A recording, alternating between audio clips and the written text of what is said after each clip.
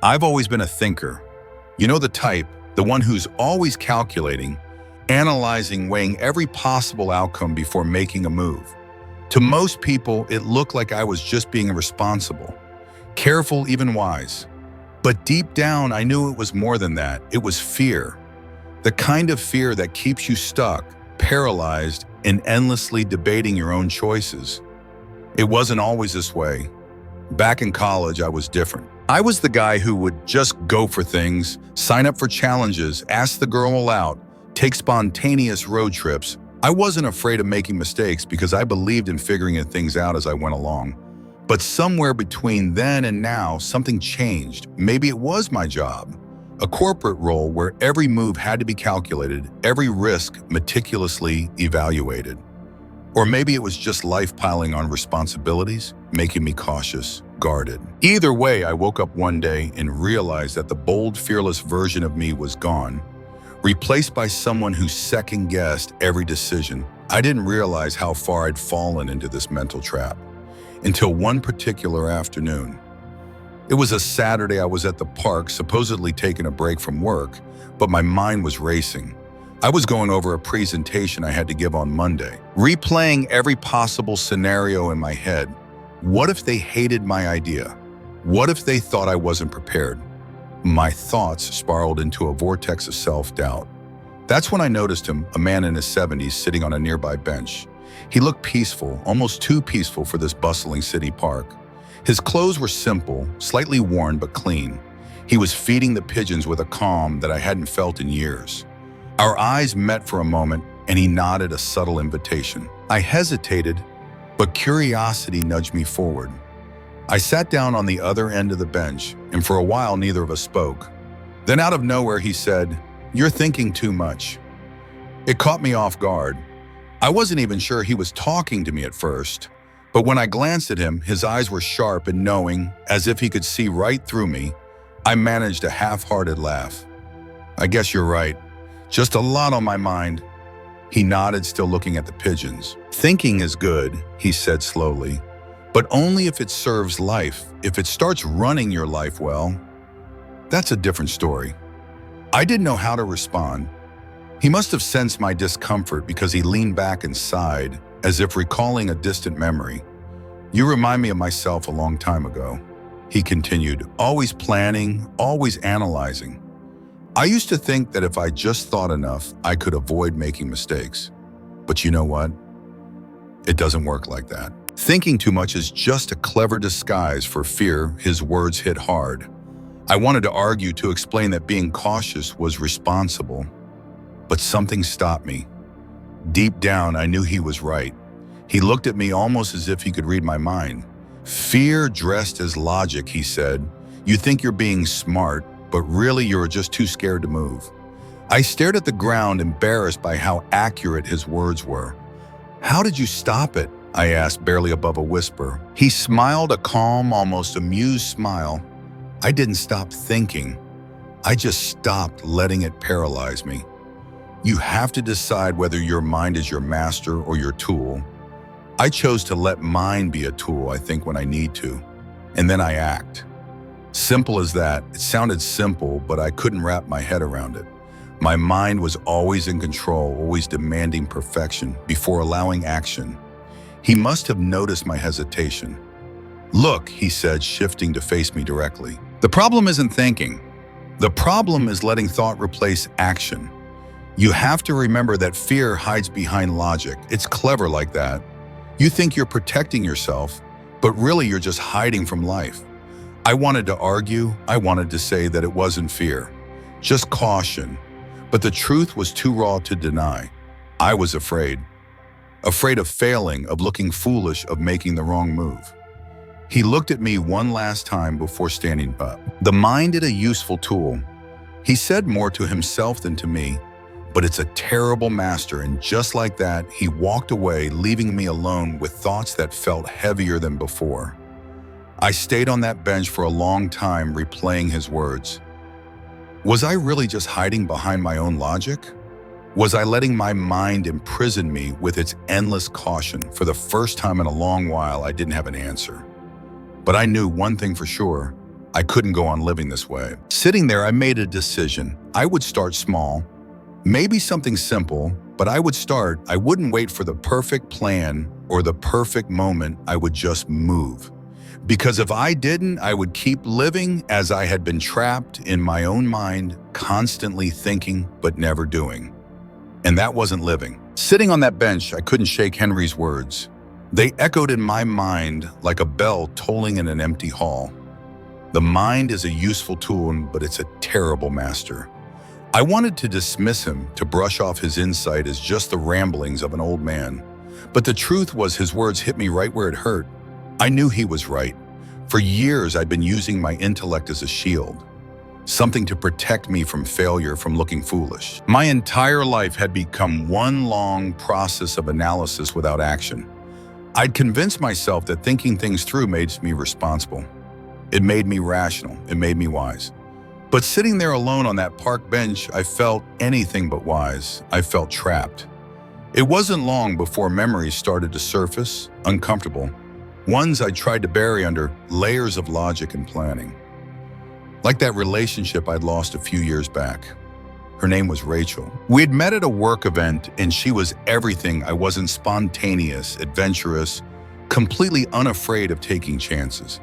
I remember one night in particular. We were at a small Italian place tucked into a corner booth. She was talking about a crazy idea she had, quitting her job and traveling through Europe, living out of a backpack, finding odd jobs along the way. I remember my reaction.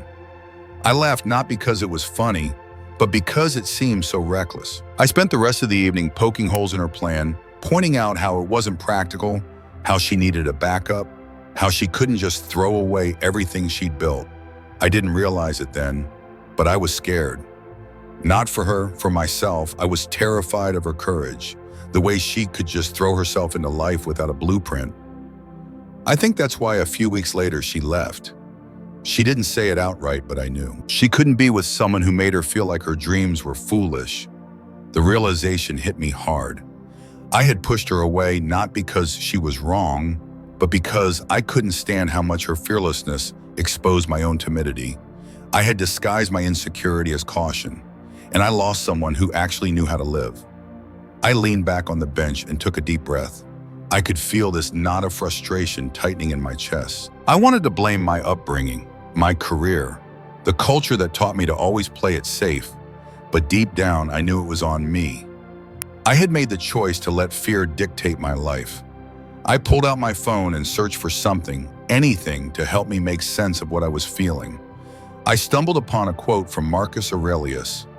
"It is not death that a man should fear, but he should fear never beginning to live." That was it. I was so afraid of failing, of looking foolish, of not having all the answers that I had never really started living. My life had become a series of carefully crafted plans, but nothing ever came of them. Ideas without execution, dreams without risk. I couldn't let this realization pass without doing something about it. I needed to take action. No matter how small, I decided to do something that terrified me. Reach out to Rachel. I hesitated for a moment, staring at her, contact on my phone. What would I even say? I had no idea if she'd want to hear from me after all this time. But I knew that if I didn't reach out, I'd regret it.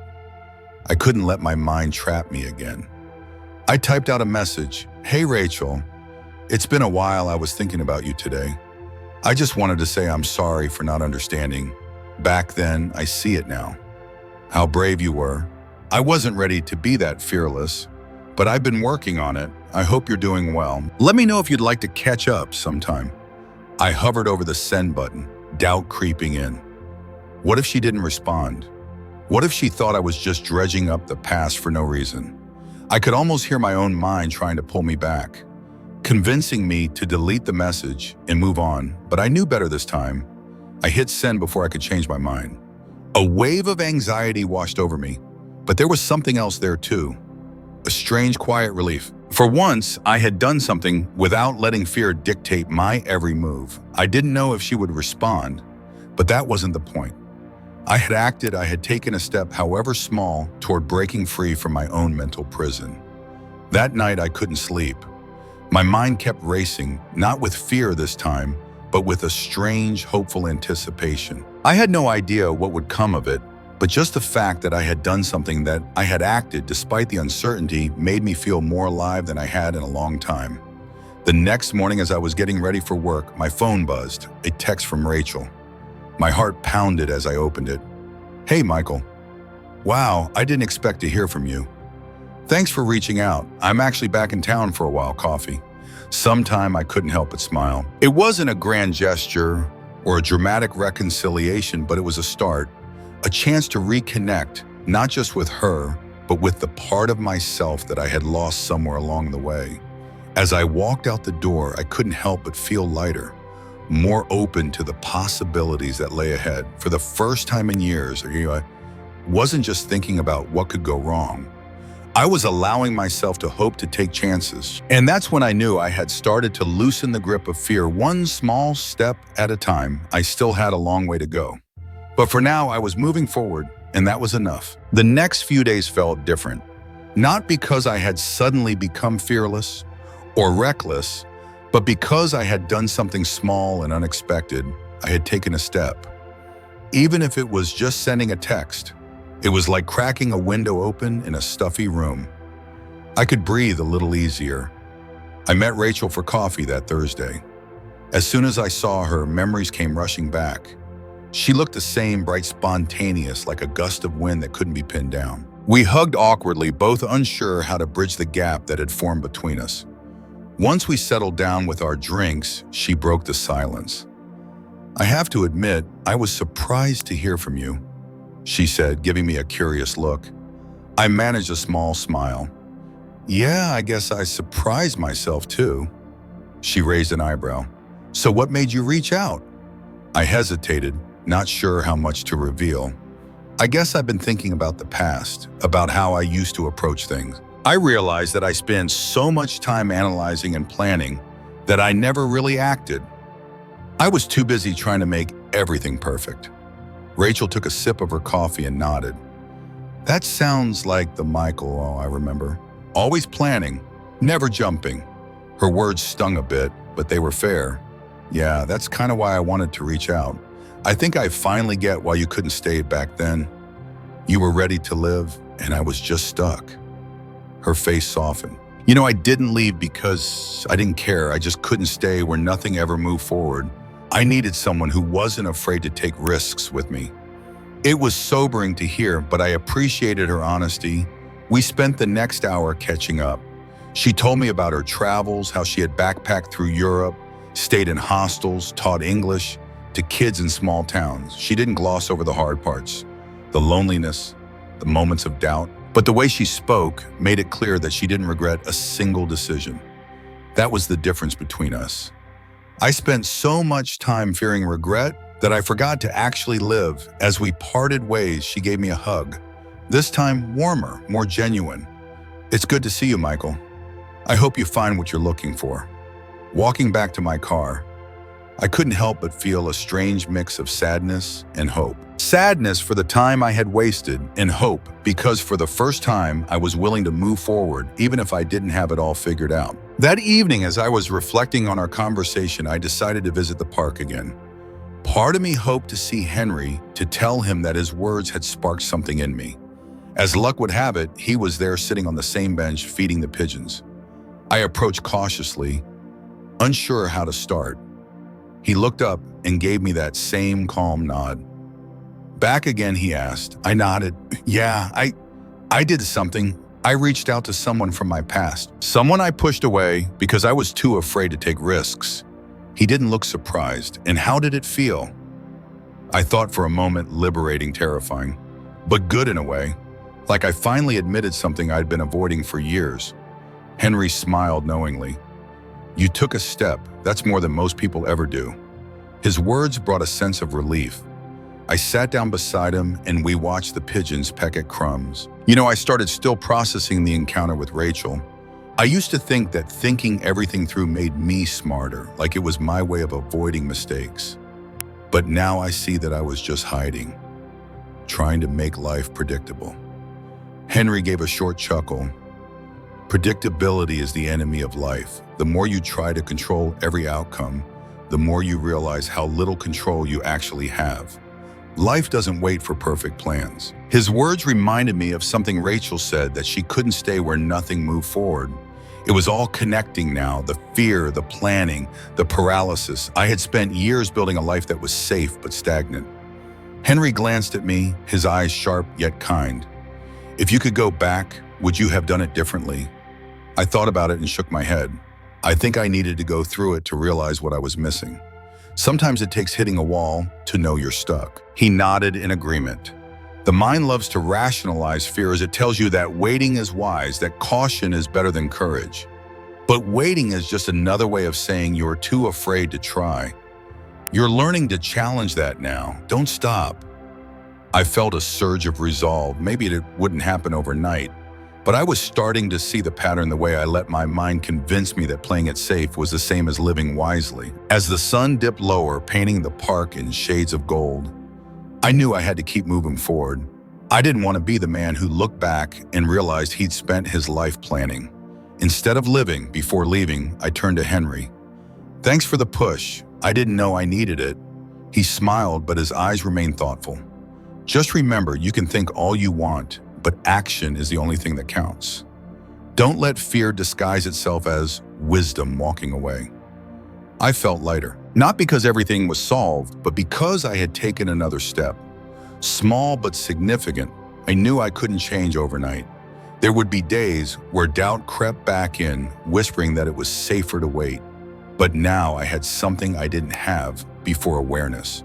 And awareness was the first step to change. That night, I sat down at my desk and made a list, not of goals or plans, but of actions I could take right now. Simple things like speaking up more at work, saying yes to invitations, instead of always making excuses and calling friends I hadn't spoken to in ages. My sons. It wasn't a grand plan.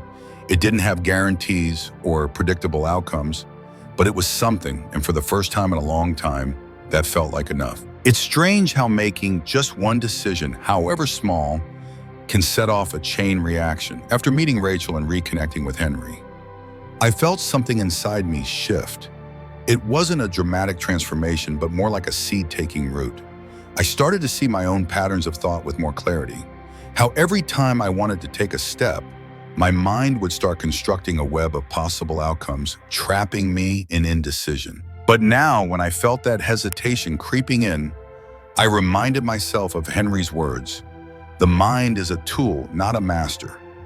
It became like a mantra, a way to snap myself out of that spiral of overthinking. One morning, about a week after seeing Rachel, an email popped up from my manager.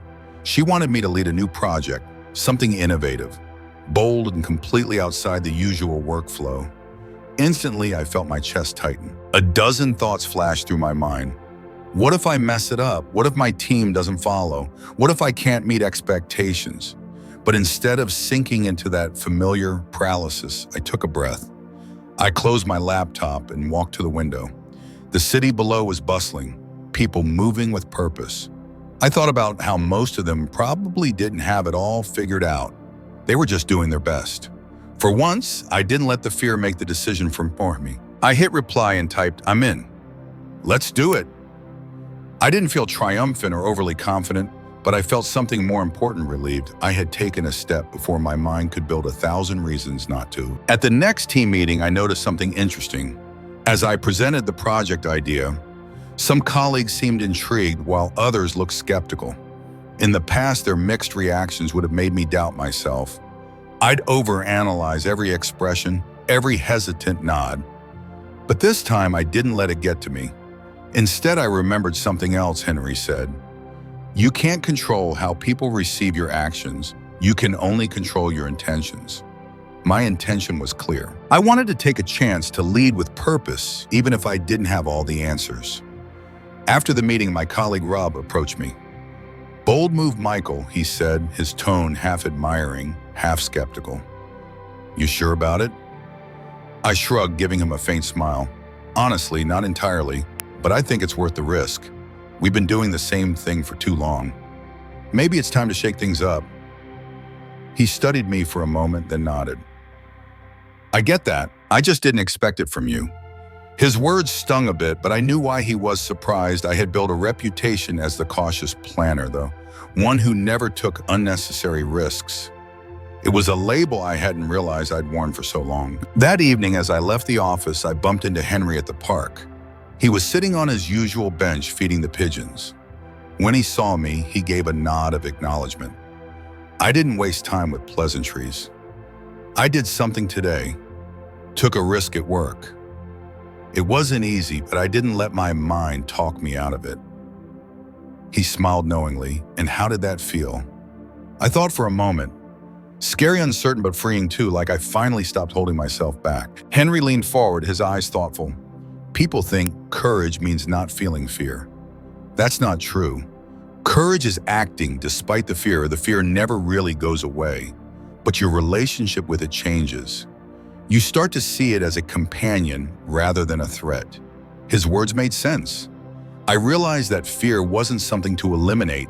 It was something to coexist with, to move through rather than around.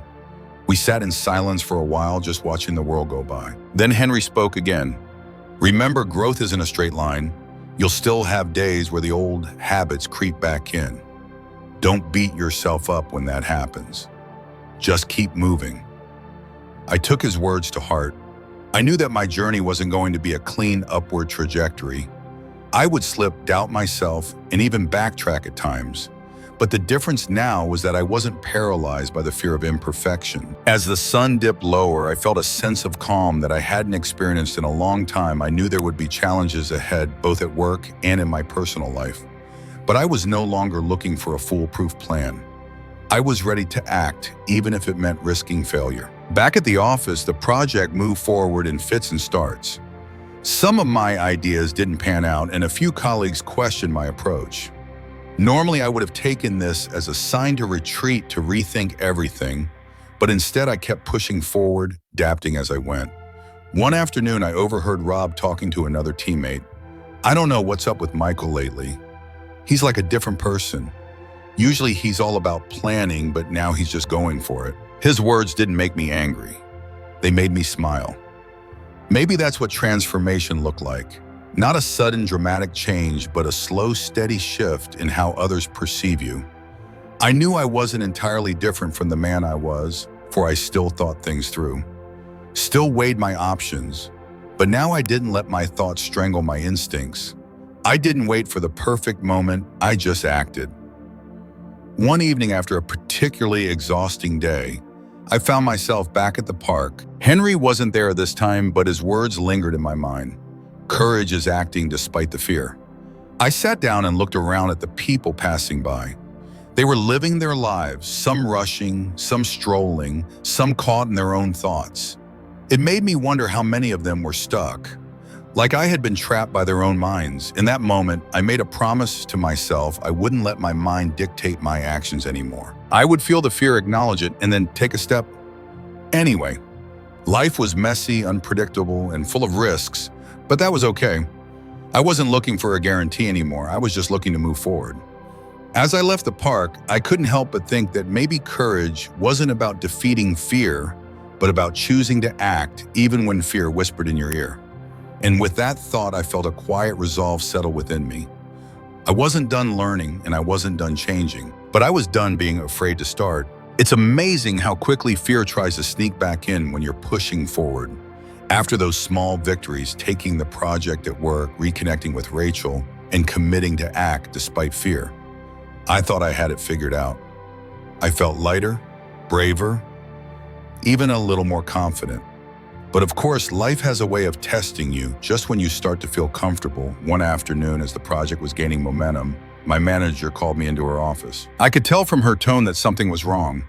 "We need to talk about your proposal," she said, gesturing for me to sit. "The board reviewed it, and they have some concerns. They think it's too risky, especially given our current budget constraints." I felt a wave of anxiety building, but I forced myself to stay present. "What kind of concerns?" I asked, trying to keep my voice steady. She leaned forward, her expression serious, mainly that it's untested. They're worried about the potential fallout if it doesn't go as planned.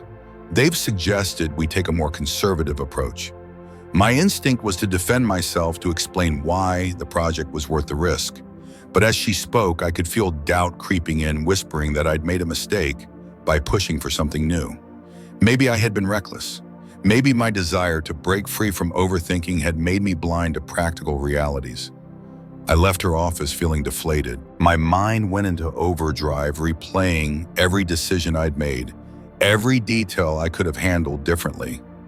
It was like being pulled back into an old familiar trap, the cycle of overthinking and self-doubt. That evening, I found myself at the park again, hoping to see Henry. I needed his perspective, his calm way of cutting through the noise, but the bench was empty. I sat down anyway, trying to process the situation. I could feel my thoughts spiraling, and I knew that if I didn't do something to break the pattern, I'd end up exactly where I started, paralyzed by fear and doubt. I pulled out my phone and scrolled through the notes I'd made after my last conversation with Henry. One line stood out. You can't control how people receive your actions. You can only control your intentions. I kept repeating that to myself, trying to internalize it. My intention had been clear. I wanted to push the team to think differently, to take a calculated risk for the sake of progress. That intention was rooted in courage, not recklessness. As I sat there, I noticed an older man playing chess with a younger guy at a nearby table. The older man seemed to be guiding the younger one, pointing out strategies and moves. At one point, the younger guy hesitated, his hand hovering over a piece. The older man just nodded, saying, "It's your move. Commit to it." Those words hit me harder than they should have. I realized I had been doing the same thing, hovering over my decisions, too afraid to make the next move, because I wasn't sure it would work out. I had taken a few bold steps. Yes, but now that I was facing resistance, I was ready to retreat into my old habits. I needed to make a choice. Was I going to keep moving forward even when faced with uncertainty? Or was I going to revert to my safe, cautious self? The next morning, I decided to face the situation head on. I went to my manager and asked for a follow-up meeting. I explained that I understood the board's concerns, but I believed the project's potential outweighed the risks I suggested. A scaled-down version, something more manageable but still innovative. To my surprise, she nodded thoughtfully. "You're not giving up on this," she said. It wasn't a question, more like an observation. "No," I replied. "I believe it's worth the effort. I just think we might need to adapt it to fit our current resources." After a moment, she smiled. "I'll take your revised plan to the board. You make a good point. Progress doesn't come without some level of risk." Walking out of her office, I couldn't help but feel a mix of relief and pride. It wasn't just about the project, it was about proving to myself that I could hold my ground without being reckless, that I could face resistance without backing down entirely. That evening, I went back to the park. Henry was there this time, feeding the pigeons. As usual, I approached him with a smile. I almost fell back into my old ways, I admitted, sitting next to him. He raised an eyebrow. "Oh, what happened?" I told him about the board's pushback, about how my first reaction was to doubt everything and retreat into analysis. He listened quietly, then said, "That's the test, you know. Courage isn't a one-time decision. It's a habit. You don't just choose to be brave once and call it a day. You have to keep choosing it, especially when things get tough." He nodded, realizing how true that was. Courage wasn't about a single bold move. It was about persistence, the willingness to keep acting even when doubt reappeared. I told him how I had revised the plan, balancing innovation with practicality. He smiled approvingly. That's wisdom. Boldness without recklessness. It's not about being fearless. It's about choosing to act despite the fear. As we sat in comfortable silence, I felt a deeper understanding settle within me. My problem wasn't just overthinking.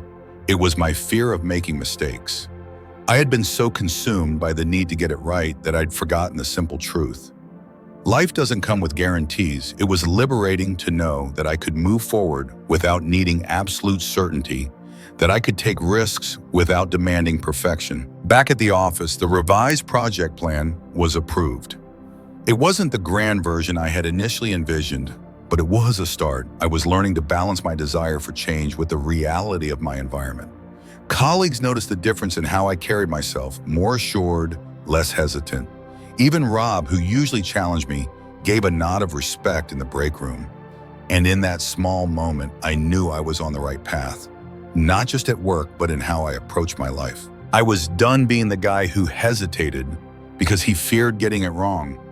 I wasn't fearless and I wasn't always sure, but I was moving forward one step at a time, and that I realized was enough. Looking back, it's hard to believe how far I've come, not because I've completely shed my tendency to overthink, but because I've learned to move forward despite it. It turns out that courage isn't something you acquire once and keep forever. It's a choice you make every day, sometimes every minute.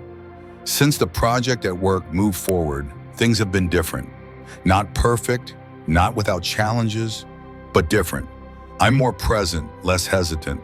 My team notices it too. They still look to me for structure and planning, but they also see me willing to take a chance to act without needing every detail laid out in advance. One day during a brainstorming session, Rob came up to me. You know, he started leaning against my desk. I didn't think you'd stick with that project. Thought you'd fold when the board pushed back. I smiled, not defensively, but genuinely. Yeah, a few months ago, I probably would have. But I guess I realized that playing it safe was just holding me back. I had to push through it. He nodded slowly. Gotta admit, it's good seeing you take charge. It's like you're actually leading instead of just managing. That comment stuck with me. There was a time when I thought leading meant having every answer, every contingency plan. Now I knew it was about making choices even when the outcome wasn't guaranteed. A few days later, I found myself back at the park. It had become a ritual of sorts, a place to reflect, to remind myself of where this journey started. To my surprise, Henry wasn't alone. He was talking to a younger man who looked frustrated, gesturing with his hands as he spoke. I didn't want to intrude, but Henry waved me over. This is Michael, Henry said, introducing me. He's been figuring out how to stop thinking so much and start living. Maybe you two should talk. The younger man glanced at me, unsure. I gave a small nod. What's going on? I asked. He hesitated, then spoke. I'm stuck.